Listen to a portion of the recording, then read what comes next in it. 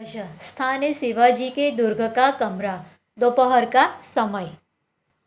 शिवाजी कहते हैं तानाजी की ओर मुंह फेर कर, तानाजी, न जाने क्यों मेरे हृदय में इस बालक के प्रति अगाध प्रेम उमड़ रहा है। यहाँ पर अगाध शब्द का अर्थ होता है अपार।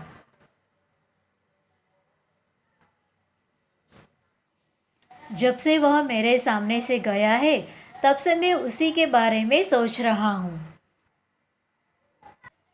इस पर तानाजी कहते हैं महाराज, यह उसकी वीरता और साहस का फल है। इस पर शिवाजी कहते हैं तुम सच कहते हो, मैं उसकी वीरता पर मुग्ध हूँ। इतनी छोटी अवस्था और इतना साहस। यहाँ पर मुग्ध होना यह मुहावरा है जिसका अर्थ होता है मोहित होना। जिस शिवाजी के नाम से मुगल सेना कांपती है, उसके सामने एक बालक का इतना साहस, इसमें भी क्या कोई संदेह है। इतने में एक दरबान का प्रवेश। दरबान कहता है महाराज, एक बालक आपसे मिलना चाहता है। शिवाजी कहते हैं उसे बुला लाओ। दरबान के साथ मालव जी का प्रवेश। मालव जी, महाराज, आपका अपराधी मृत्यु दंड पाने के लिए प्रस्तुत है। इस पर शिवाजी कहते हैं वीरो पुत्र, तुम इतनी जल्दी कैसे आ गए। इस पर मालव जी कहता है महाराज, आपसे विदा होकर मैं घर पहुंचा। मादा बड़ी देर से मेरी प्रतीक्षा कर रही थी। देखते ही उसने मुझे छाती से लगा लिया। उस समय मैंने सोचा कि मैं उससे सारा भेद कह दूं, परंतु मेरी हिम्मत न पड़ी। अब मैं आपकी सेवा में उपस्थित हूँ, आप जो चाहे कर सकते हैं, परंतु मरने से पहले मैं एक बात और मांगता हूँ।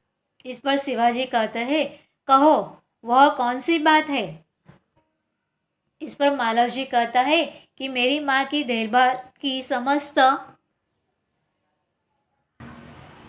भार आप अपने ऊपर ले लीजिए।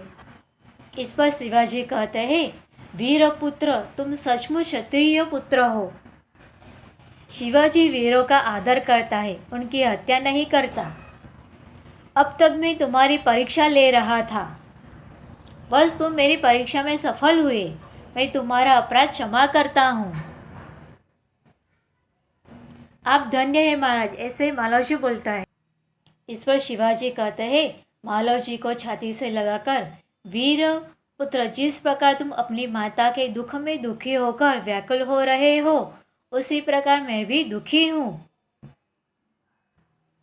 रात दिन मैं इसी चिंता में रहता हूँ कि किस प्रकार भारत माता का दुख दूर करूँ। इस पर मालव जी कहता है कि महाराज, यह शरीर आपका है, आपने मुझे जीवन दान दिया है।